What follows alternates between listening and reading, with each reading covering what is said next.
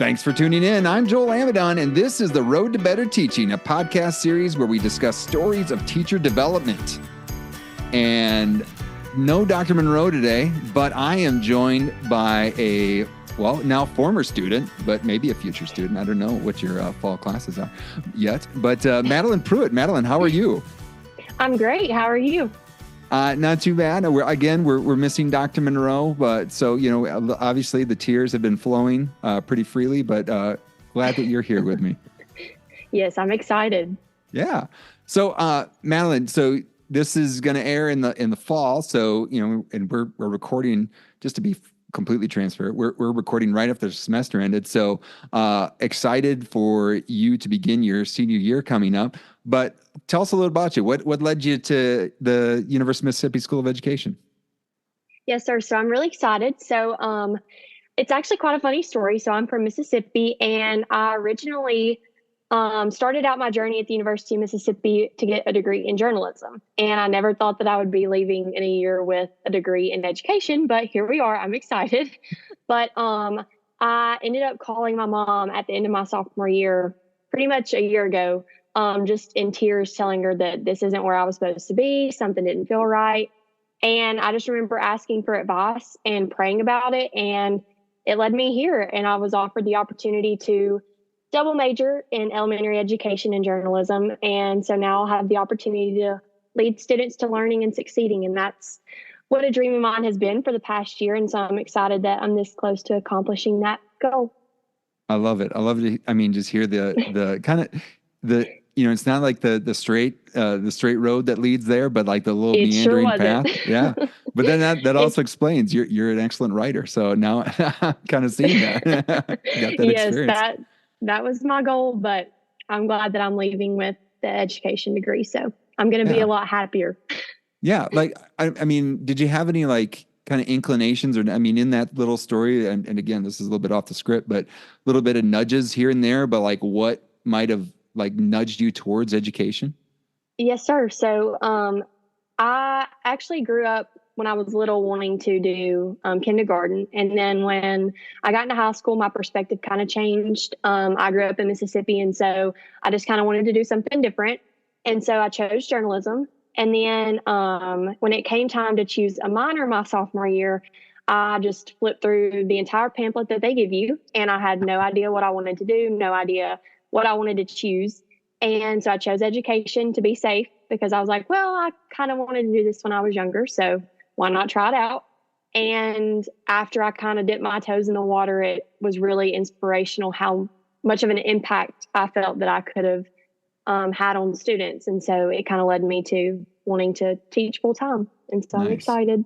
Excellent. I mean, but kind of like at your core, there's both of those professions, whether it's being a journalist or a teacher, there's a way of impacting the world, right? In just different ways. And so it's kind of cool, like different ways of exercising that. So yes, sir. I'm glad to see you in the School of Education. So yes, I feel like it's where I belong. So yeah, absolutely. So we do our little what we call interview countdown, where we kind of go 3, 2, 1. And so we always start with thanking 3 teachers who have shaped your development as a person. Who would you like to thank?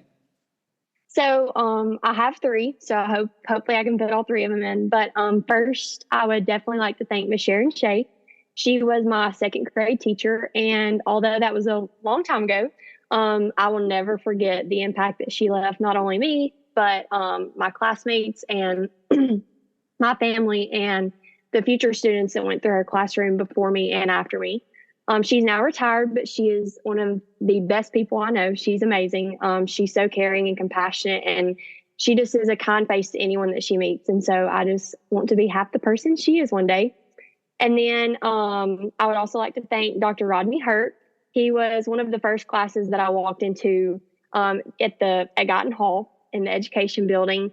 And I was so nervous. I was just shaking. I was like, okay, like if this isn't my place to be, like, what am I going to do? Like I've already changed my major, added the major, done the whole thing.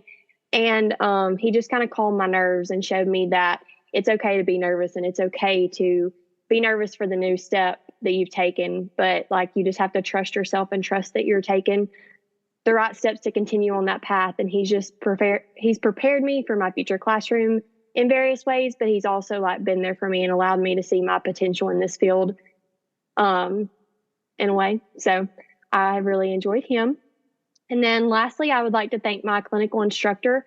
Her name's Miss Haley Williams. She is a kindergarten teacher at Batesville Elementary. And a clinical instructor is just a public school teacher who has allowed a student from the university to come into their classroom and observe for our field experience that we need for certain classes. And at first, when I opened up my email on the portal to Batesville, my tears came to my eyes because I was like, oh my goodness, like I'm not in Oxford. What am I going to do? But the Lord knew what he was doing, because to be able to watch her and have her guidance and her leadership underneath my belt, and just to have a teacher friend that I could call anytime. I know that she's there, and it's just been truly inspiring to watch her and her students and how she handles her classroom. Like, those students' growth, it shows like how much love and passion she has for learning and leaving the mark on each and every one of the students that comes through her door. I love that. Yeah. I mean, we talk about some of the most influential things that happen in the School of Education don't happen in the School of Education. They happen just like that, right? In those field experience classrooms, working with clinical instructors, getting to like just invest in you and your development as a teacher. And that's awesome. I'm glad you had that experience. I think about my own clinical instructor, Joe Dye, and I'd like to get him on this podcast too sometime. But you've talked about him a lot. I know. He's just like, it's an imprint, right? It's just like, it's the most time you spend with somebody in the School of Ed, is and thinking about the ways of thinking and trying to get inside those clinical instructors' heads. Like, how did you know to do that at that time? Because you knew that what that kid was going to do. Yes. And it's like they have a sixth sense, and it's fun. I need it. I want it. Hopefully it comes to me. Yeah. It'll come. So we kind of touched on this a little bit, but maybe there's even some moments beyond what we've already touched on. But recall 2 reasons or events that led you to become a teacher. So I would definitely say calling my mom. I think after just praying a little bit about it, and then to hear her say, if that's what you want to do, go do it. Like, it doesn't matter, as long as you're happy. And I felt like that was just a little cushion to fall back on, of like, okay, like I have a support system behind me that's going to support me in anything that I do. And whether that's teaching or whatever life hands me later. But, and then another one would be, I've always just grown up loving children. I used to volunteer like at the nursery, and then I have younger brothers, and I'm always down to babysit. And just to have that connection with those kids, but have a deeper one through their learning and understanding, and be a role model in their lives to help them understand and know the ways of the world, and to learn and get their education. That's just very special to me. And so, like, seeing those, and I think maybe you and I are kind of have the same thing where, where some people, when they think like, hey, you get to be in charge of like 10 kids that, if it's church on Sunday or some like after school program, I mean, I'd be like, hey, game on. Like, they're paying me for this. Like, we're having fun. We're just goofing around playing some kickball. This is awesome. And having those opportunities. Yeah, it's really special.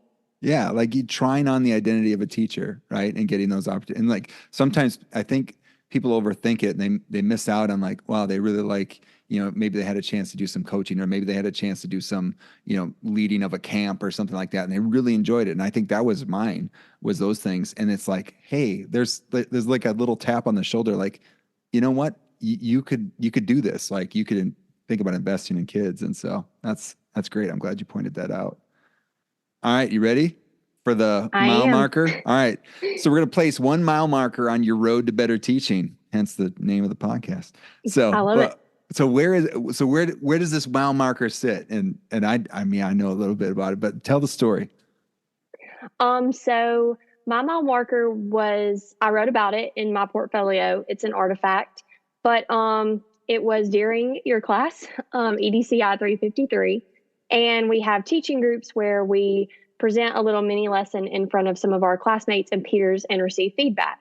And so I did a first grade, I think it was a first grade science experiment, where these students tested buoyancy by seeing if objects floated or sank in a bowl of water. And I chose a rubber duck, a rock, and then a plastic spoon. And I thought that the plastic spoon was going to float. So I didn't think anything about it. But after we talked about it and the students, I guess in quotations, but Yeah. once they performed the experiment, half the room got that it sank and half of them saw that it floated. And so I like went into like my instinct mode of fixing what we called a messy problem. And I told them why I did this and explained to them, like, well, if you stuck it in there this way, then it's going to sink. But if you just place it on top of the water, it's going to float. And just kind of like gave them the information instead of letting them take this moment and learn for themselves.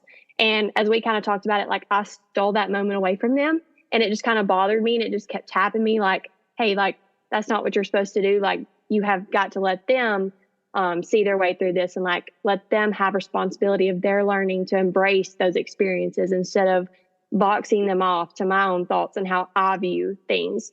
And so I just knew that if I didn't fix this now, like it would turn into bigger things. But this moment really allowed me to reflect on myself and see like how each student deserves to view the world from their own eyes. Yeah. I mean, and what a big moment. That's what I just wanted you to come on this podcast to talk about that, because when the two things happened, like it was supposed to be, sink or float. And it's like this is a black or white sort of problem. And all of a sudden it became gray, and, the panic that sets in, like, hey, panic set in. Yeah. And like, well, what do you do? And what is the answer? And it's kind of like, when people put on the identity of being a teacher, it's like, well, now I'm in charge and I'm going to tell you everything and I'm going to provide all the information, and then you're just going to soak it in like a sponge or like a empty vessel, versus like, no. Hey, whoa, this is weird. Like life is weird a little bit. And like, so, now we get to investigate a phenomenon, which is what you would do in science. And the fact is that you'd see that like in backwards, that it would start tapping. Oh, Madelyne, I just love that you got to have that moment now versus later. And like, this is an awesome mile marker. So like, what else is important about it? Like in you and your growth as a teacher? I think it just allowed me to like grow within myself and see how like each student deserves their own opportunity. Like I had my opportunity, and I am here to teach them and to help them and guide them, but I'm not here to just give them all the information and expect them to know what to do with it. They have to figure that out for themselves and see for themselves what to do with it. And I think that's a big part of learning, is like going and doing these things and seeing it for yourself and learning for yourself, instead of having someone shove it into you and you be expected to learn it and be able to reciprocate it to someone. Yeah. I mean, even think about your own story with becoming a teacher, right? I mean, that was like, there was some unknown and some chaos a little bit right there, right? Where like, what am I supposed to do? And then to you figure, versus like someone says, well, you should do this. And like, it probably would have been like, do I really need to do that? Like, yeah, it's confusing, but we all figure it out. Right. And kind of goes back to, we talk about that in 352, where like that cognitive dissonance, right? It's like that, okay, so how do I take in the information, figure out what the world, and like, yeah, there's going to be moments, if we're teaching well, where kids are going to be like, what's going on? I don't quite understand how this is happening. Like, that means that they're being pushed to learn something, versus like it just staying safe and just, always explaining everything. And so, yeah, that's good. That's good. So, and then thinking about this moment is, this little moment where you're figuring out like, hey, I'm going to be that guide on the side rather than the sage on the stage. Why is this also important, not only to you and your development, but important to the field? Like, what are the standards that line up with this idea?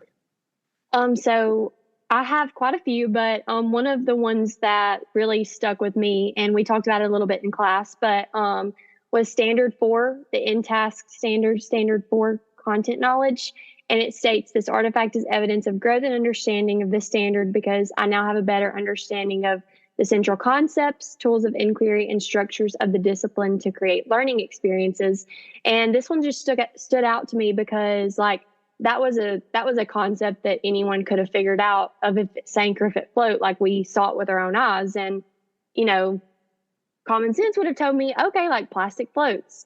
And I just saw that like I took that deeper level of understanding, and the students saw it and like, no, it didn't have to float. Like it could sink also. And it just goes back to like learning, like they're going to view things differently. but like allowing yourself to like reflect on why you thought that and how you grew that way and how you learned that way just really makes you like who you are and what your experience was. Yeah. And even thinking too, like just the nature of science, right? And like, hey, here's a phenomenon. Now we get to investigate it. And now they can like, oh, is it a sink or a float, or like, how can it be both? And like, now let's, put on our lab coats and, think like, well, what does this look like to investigate this phenomenon, and think about what do we know about these two kind of properties, and how could it be in between? And so like, that's just like thinking about that also is kind of how we want people to think about mathematics as well. Cause I'm, thinking about Yes. elementary math methods coming up, and that whole idea of that being in that space to put on the identity of a mathematician, where you're supposed to make sense of problems and persevere in solving them. That's the standard for mathematical practice number one. And that's exactly what you want them to do here, is to make sense of this problem. What is it? What's happening here? And then how are we going to solve it? How are we going to figure out how to explain it, given what we know about the scientific principles, or in later on, we talk about the mathematics of it as well. It's awesome. Yeah. What other standards popped out to you? So I also use standard 5, which is application of content. And it just kind of talks about the different perspectives of engaging learners and like critical thinking and their creativeness and their problem solving skills to really like focus in on issues that are bigger than outside of like the learning classroom. And when they grow up, like they can see problems and think for their own selves and have an opinion for their own selves, instead of someone saying something and giving them their opinion. Yeah. And then 2 more that I had were standard 9 and standard 10. And standard 9 just talks about professional learning and talking about using evidence to like evaluate ourselves as teachers and like our practice that we're giving to our students. And so afterwards, like I just kind of like looked back at it and I was like, I can't believe that I did that. Like, but then like I read up on it through the standards and saw my artifact and was like, okay, well now how can I better myself? How can I grow and allow me not to make this mistake in the classroom with students who are there for learning? And then standard 10 was leadership and collaboration. And I just kind of talked about how I evaluated my leadership role in the classroom and how it takes a village and it takes all the students leaning in and listening and learning something as well. It can't just be me wanting to teach them. They have to be willing to sit there and take the opportunity and take the responsibility for themselves to learn. Yeah. And I really like that one as well, because of because with that teaching group structure, you were, and what we did at the end of the class, when you got a chance to share this artifact, I mean, you're willing to talk about it in class. You're basically telling your peers like, hey, here's how I messed up, which that's a level of professional like confidence, but then also too humility, but then also knowing that you're growing from it, but then also too, they can benefit from your growth as well, and be like, where someone might be like, that now I might know a better way to respond in that situation as well. And we had that reading, to talk about resources, like never say anything a kid can say, like where, hey, this is an example of that, like in action. So yeah. And I never really, I mean, like I understood it when you said that. I was like, okay, like, yeah, don't say anything a kid can't say, but I'd never been put in the shoes to actually like say something that a kid could have said until then. And I did it. And when I did it, I was like, oh no, like I messed up. Yeah. And that's when I talked to you and was like, I don't know why I did this, but all that matters is that I grew from it and was willing to share about it to receive feedback from it. Yeah. And I remember like when I was in the teacher preparation program at Wisconsin, there was an article, and I can't remember, I think they called it like Andy's numbers or something like that. But it was this math situation where this kid brought up this theory that like 6 was both an odd and an even number. I think I might have shared this with you, because 2 and 3 both went into it. And it's like, we very quickly we could say, well, hey, Andy, it's even. But the way that he presented it to the class, and then the teacher honored his thinking, and then kids really thought about it and they debated, and they really went into like almost like a proof, thinking like, well, what is it? Is it an actual thing? Is Andy's numbers an actual thing, or is it an actual odd? And like, rather than just be like, no, it's even, let's move on, versus like, let's get into this opportunity to talk about it and, kind of do math in this like Yeah. level that the kids could understand, and dealing with odds and evens that they were in the class. It was really an opportunity that like could have been taken away very quickly, could have stolen the creativity, could have stolen the curiosity and just shut it down versus like, no, let's embrace it. Now that kid probably is more confident going forward. Like, hey, what other things can I come up with to share? Or other kids saying the same thing. And so, Yeah. yeah, I just love the fact that you got a chance to think about that in this case. And so now, like you're more open to hearing in your next field experience about what kids are bringing to the table. So I'm excited. Yes, I am. So, what is your current pocket-sized philosophy statement? My current pocket size philosophy statement is my role as an educator is to create a positive family like environment that promotes conductive learning where they receive a valued experience inside the classroom. And this just really stood out to me because I've gotten the privilege to be inside of a classroom where it is a family in there. It's not a classroom. They look at each other like they are so close and they are each other's biggest fans. I never saw, I mean, I know this isn't the case in every classroom, and I'm sure they argue, but I never saw them just argue to a point of not liking one another. Like Mm, they would disagree and it'd be okay if they disagreed. Like they could walk away their separate ways and be okay. And that was just really important to see because I mean, I was in a kindergarten classroom. Those are 5 and 6 year old kids. Like they would argue. And so it was just really special to like see that connection and that family like environment that my clinical instructor, Miss Williams, had put in and instilled in them. And like it meant something to them for them to be able to do that every day and live like that and go through the same exact thing every single day of their little lives and still promote that and still learn in that classroom. And like we discussed, another one of my artifacts was about a student in that classroom and just making sure they all have a valued experience. Like I saw it firsthand where my clinical instructor gave a student a valued experience. She had brought in an assignment late, and sometimes to younger students, that doesn't click in their brains. They don't really make sense of like, oh, like I should have had that in last week. They're just happy to be there and happy to be learning and happy to see their friends.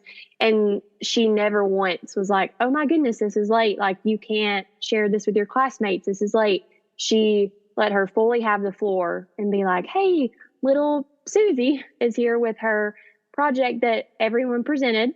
And she's going to present hers now. Everybody give her your full attention. And so just knowing that they all love each other and can care for each other in that way to uplift each other constantly is very important to me. yeah, like so, like focusing back in, like, well, what's the intent of this? And as a family, how would we like? Wow, you did something. Let's celebrate it. Let's put it out there. Versus like, well, we celebrate. Well, we would have celebrated, but that was last week, not this week. Like Yeah. you would do that, right? Yeah. And I just think that's really important for especially younger students to see because maybe not all of them have that opportunity at home. And so to be heard inside the classroom in front of your peers and your classmates, but also your teacher is really important. Yeah, and then connecting that back to your moment of, and thinking like when we discover like again, giving people voice and opportunity and space to share what they're thinking. Like that's a beautiful thing. Yes, sir. It is. Awesome. Awesome. And so we kind of already mentioned some resources. So like that article, everything, don't say anything a kid can say, which we can put a link to in the show notes. Did you have anything else that you looked at that maybe you thought like, hey, here's something else that made me think about either the growth moment or something else that connects to your development as a teacher to any of these things that you've talked about? Um, Not really. I guess I would just have to say my awesome professors that I've had at the university this semester and last semester, and just really supporting me in my journey and being there for me during my journey where I can be there for someone else's. And I guess too, also, being open to putting moments in the classroom where you might not know what's going to happen. It kind of makes things exciting for you as a teacher sometimes. Where it's okay. It's like, whoa, I I don't know why that happened. Now we got an opportunity to investigate. And so just I think having that lesson about being open to those moments, those messy moments. So we talked about in the math classroom, we'll talk about it as like juicy tasks where there's like many ways to get into a task, but then many ways to get out of it and express your thinking. And again, having those different ways of either sharing or seeing or sharing your knowledge or putting in different perspectives that can be like, might not know what's going to happen with these either 5 or 6 year olds in kindergarten or like in sixth grade or whatever the age range is. Like you might not know what's going to happen, but that's kind of exciting. And that's also kind of is exciting for you as a teacher, but also for the kids too, that they get a chance to, again, share their voices. So very, very cool. Well, thank you, Madelyne, for agreeing to share. This is awesome. Thank you. Thank you for having me. I enjoyed it a lot. And thank you to all of you out there for listening to The Road to Better Teaching. This episode may be over, but the road to better teaching never ends. So please subscribe to the podcast so you're notified when the next episode is ready for you to listen. And if you like what you hear, please rate and review the podcast. Heck, you could even share the podcast with someone you feel may be interested in these stories of educator development. And if you want to find any links to resources mentioned, you can check out theroadtobetterteaching.com, or you can just find those show notes wherever you found this podcast. Finally, thank you to all of you listeners out there for taking the road to better teaching. This world is a better place because you have used the gifts you have been given to teach others. This has been an Amadon Planet production.